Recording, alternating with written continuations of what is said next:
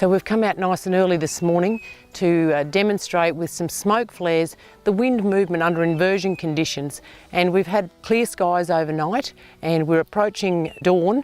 That minimum temperature typically occurs just after sunrise, so we've got some very strong inversion conditions out here this morning. The wind is about 2 to 3 kilometres an hour, and this is a time when many applicators go spraying.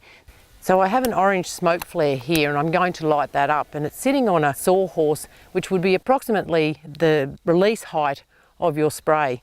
So you can see that wind movement is moving parallel across the surface, and we're not getting that turbulent motion of the air that would typically occur during the day or after sunrise once that sun starts to heat the ground. So our spray, any fine droplets that are released into this inversion layer just move sideways across the landscape until that sun gets up enough to heat the ground and bring those droplets to ground. And from the point of release where we had the smoke flares going, you can see that smoke moving across the stubble paddock and into the next paddock. So there's no mixing. That smoke is not being pulled to ground, which is what we would want with fine spray droplets. And typically under inversion conditions, that wind will move like water across the landscape. It's very unpredictable and it's very hard to know where those fine droplets will end up. It could be several kilometres, or it could be tens of kilometres. So some of those key factors would be that nice clear sky overnight. Around sunset, the wind will drop off, and overnight we get those cool drainage winds off slope.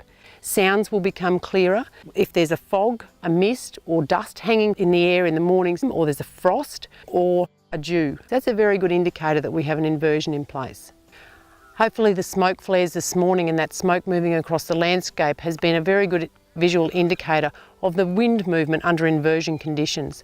The sun is now up, but we still have an inversion in place and the air movement is still parallel to the surface. This is particularly dangerous for spray applications, as our fine droplets will move in the same manner you saw the smoke moving. Once that sun gets up, we get that turbulent movement which pulls those fine droplets to ground and is much safer for spraying.